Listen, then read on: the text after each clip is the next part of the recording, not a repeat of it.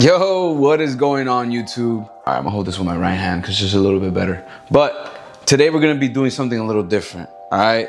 Today I'm gonna take you guys through a nice little gym vlog. You know, we got a little bit of upper body day. It's gonna be fucking sick. I'm fully loaded on carbs after being depreciated for about a couple weeks. If you guys didn't know, I did my first bodybuilding show just this past Saturday. It went phenomenal, placed third in the open, first time ever. So it was very fucking exciting. And with that being said, the topic of this video, including the vlog, is gonna include some of the biggest lessons I learned throughout this whole bodybuilding journey, this whole prep, that I wanted to share with you guys that I think you guys could take into everyday life. So without further ado, let's get right fucking into it, bro. We're gonna head out now, probably gonna hop in the car, talk a little bit in the car, get to the gym, get that good lift in, and then we're gonna get that post-workout cheat meal. Coach says I got a post-workout cheat meal every day for this whole week, and it has to be between 500 to 800 calories, all right? So if you guys wanna see what that's gonna be like today, stick around. It's gonna be fucking exciting. Let's get it. All right, so we got about like a 15-minute drive to the gym. Not too shabby. Yeah, bro, I really wish I had an Osmo Pocket, bro. That would help like big time. Or like a tripod. I'm not even sure, but we'll figure it out. You know, we work with what we got. We're not gonna make any excuses. You know, me a couple years ago would have been like, I won't start making YouTube until I get an Osmo Pocket just because it's much easier, much more reliable, easier to handle, blah, blah, this, that, and the third. But I'm done making excuses, bro. You gotta lock in when you gotta lock in, you know? You gotta do what you gotta do. But let's get right into it, man. I would say one of the first lessons that I learned on this whole prep was, you know, if you guys didn't know, I played baseball my entire life since I was 3 years old, right? And as you guys know, baseball is a team sport, you know? There's 9 guys on the field, you got a couple more guys on the bench, and then you got a bullpen full of pitchers. And my whole life, I've always been so used to working with a team, working together as one, right? But bodybuilding, you know, yeah, you have a coach, but that's it. Ultimately, all the results, everything that goes through relies completely on you. What you eat, how you lift, how you recover, everything solely relies on you. You can't blame absolutely no one but yourself for the results that you got on show day or throughout prep, this, that, and the third, which is pretty crazy. It wasn't something that I was used to, you know. I really did miss the camaraderie of being a part of a team, you know, seeing your teammates more than you see your family sometimes. But it was nice switching it up a little bit, you know, being on your own, completely relying on yourself, doing whatever it is you have to do to get it done. You can't blame anyone for losing. There's no excuse. It's all up to you. And it's all up to you. So I would say that's like lesson number 1. Lesson number 2 is that being able to bodybuild and being able to put your body through all of this is absolutely a privilege. You know, I chose, however you say it, to put my body through this. I chose to deplete it from carbs. I chose to deplete myself from energy. I chose to be hungry. I chose to work out super intensely even though I'm tired. I chose to do all those things, right? But there's people out there in the world that are hungry because they don't have a choice. They have to go to work hungry because they have to support their family. Some people have to go to the gym, work out, do whatever it is they have to do to stay healthy, but do it hungry, right?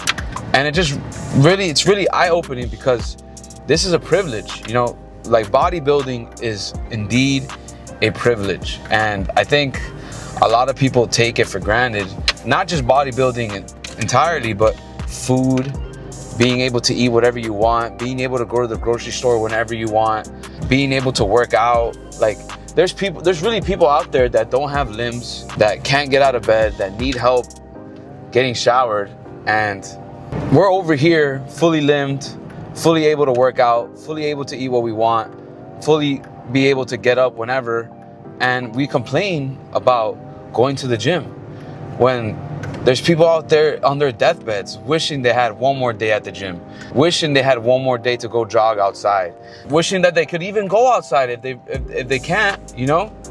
So it just really taught me how to be super grateful for everything, because at any given moment, this could all be taken away from you. And when you are on your deathbed, or whenever you are unhealthy, you're gonna wish you're gonna be able to do all those things, but you're not gonna be able to do it. So if you're fully healthy, have all your limbs, and you're not doing anything with your life and you're completely taking it for granted, take it from me to get up and do something, all right? Get up and do something meaningful. Get up and do something purposeful. Help someone, help yourself, help your family, because at the end of the day, that's all that really matters, man. We have to be grateful for everything that we have. You know, a lot of people out there in the world are always, oh, I'll be grateful when I have this, or I'll be grateful when I have a six pack. I'll be grateful, I'll be comfortable, I'll be happy when I'm financially free. But the thing is, you're never gonna get those things if you're not already grateful to begin with, right? Because if everyone were to put all their problems in a pile, everyone in the world would put all their problems in a pile, you would probably end up picking your pile still, because it could be so much fucking worse, all right? So, and I just want to give a shout out to one of my best friends, Brian, for telling me that quote, because it's so true. Like, it could always be so much worse. So be grateful for everything that it is that you have, man, because another man's loss is another man's treasure, bro. Like that shit's so real. Like, and those are things that we were taught as kids. Like, those were on like little TV shows, you know? Bodybuilding really made me appreciate my life a lot more. And I don't want to take anything for granted, bro. If I wake up today or tomorrow and I'm able to do whatever it is that I have to do, I'm gonna make sure I do it, because there's gonna be one day that I wish that I could, and I'm not gonna be able to. And you guys should think the same, bro. Death is real. Death is super real. And I don't think people understand that. Like, at any given moment, life could be taken away from you. And you're gonna miss out on so much things because you thought it was a drag, or you thought laying in bed was better. And don't get me wrong, there's nothing wrong with laying in bed, but make sure you live a purposeful life. Don't rot in bed 24/7. That's not life. Don't complain. Just don't do anything negative, you know? Take life by the balls and just run with it. Because if you don't, it's gonna pass you by. And I'd rather live a life doing everything that I ever wanted than to live a life with regret. I mean, seriously, go to like, what's that called? Like a facility where they take care of old people, and where families leave their grandparents or their dads or moms. What's that shit called? I'm really blanking right now. I'm about to say funeral home, but it's not a funeral home. Adult daycare, you know, let's put it like that. Go to an adult daycare and look at those people in the eyes, and you could see the ones that are truly unhappy with how they live their life. And the worst part about it all is they're not able to change it anymore, either because they're physically incapable or mentally. So live life at 100% every day. Don't take shit for granted, bro. Don't take shit for granted. That's one of the biggest lessons that I learned. And because of that, I'm forever grateful that I made this decision. Because if you guys didn't know, I was so 1 foot in, 1 foot out before I even decided to do this. And honestly, I'm so happy that I ended up doing it, because wow, it really taught me a lot about the world, about my life, about myself, that I'm forever grateful. I'm forever grateful. Yeah, bro, I'm just forever grateful. It also taught me like how disciplined that I could really be. You know, it taught me how to say no to the things that weren't gonna benefit me at that moment or in the future. Like, there was multiple times that my friends would be, come out, Arthur, come out, let's go hang out. And it just wasn't in my best interest to go, you know? I didn't want to be surrounded by alcohol. I didn't want to be surrounded by food. I didn't want to stay up so late because I know I had to sleep. Because if I didn't sleep, I'd be even more tired than I already was. See, that was like the biggest thing out of my prep. You know, some people have problems digesting food. Some people just can't grow or can't cut or whatever the case may be. Digestion problems, whatever. For me, it was just getting tired. I'd be at the gym, I'd hit a set and I'm huffing and puffing, bro, dying, bro. And I'm really grateful that was the only thing that I had problems with, because besides that, everything was smooth sailing. I digested everything well. My body reacted well to everything that we did, all the diets, all the workouts, everything. The only thing is I was a little bit tired. And every now and then I'd get a little hungry. But that was when I wouldn't eat for like 3, 4, or 5 hours. You know, if I ate in the span of 2 hours, 2 hours and a half, pushing 3, I'd be okay. But you could hear it from my girl. Sometimes I'd get a little snappy when I was hungry, which I think is pretty normal. You know, that I think it happens to everyone. The only thing is that sometimes I wasn't aware, right? And ooh, sorry. I was about to cut that person off and I didn't even see him. It's a good thing I checked the mirror beforehand. I probably shouldn't be doing this while driving, eh? But hey, we got a good 15-minute drive, so might as well. But yes, just to get back to it, it really taught me how disciplined of a person that I could be. You know, I think back then, before I even decided to do this bodybuilding show, I had a hard time saying no to hanging out with my friends and being out with my friends, going out, eating whatever it is, it was given to me. But because of that, it really taught me discipline. And I want to take that discipline into other areas of my life, like my business. I want to take it into my mind. Like I want to build such an unbreakable mindset. Nothing can stop me. And I'll be able to go through anything, no matter what life throws at me. And that's the thing. Life isn't a battle. Life is a game. And you decide how you want to play it. You make your own rules. You don't let anyone make rules on you. You decide. You decide what's possible. You decide what's not. You decide what you believe or what you don't believe. And those beliefs will take you a long way. Damn, bro, I'm just going off a whole tangent. And it's so crazy that I've had all these thoughts just lingering in my brain. I'm just talking them out loud. And it's so true. It's so true. And as much as the bodybuilding is super physical, all about food, all about how you work, it could also be very mental.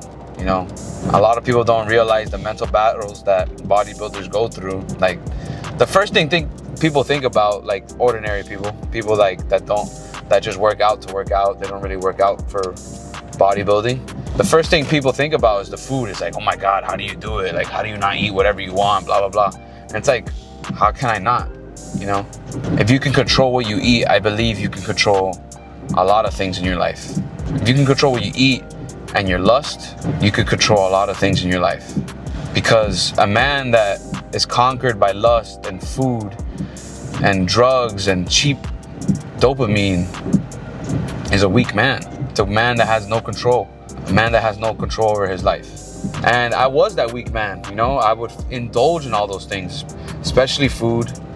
You know, I think for whatever reason, lust was one of the first things that flew out the window for me. You know, one day to the next, I decided that I wasn't gonna watch porn anymore, and I quit cold turkey. And don't get me wrong, it was hard in the beginning. Like, there was nights that I'd wake up in the middle of the night just all flustered up, and I'd get so fucking upset. But I pulled through, and eventually it was never a problem anymore. And my life drastically changed. You know, I started viewing women for who they are, who they were, you know, people, not just fucking objects that I could get off to, you know. And I think that's where a lot of men get it wrong nowadays, you know. Society thinks it's completely okay to get with as many women as possible, and, you know, it's a race on who could get the most pussy. But with that being said, before I go off on any more tangents, we're about like 2 to 3 minutes away from the gym, so my hand is low-key getting tired from holding this fucking camera. So I'll see you guys in there. All right.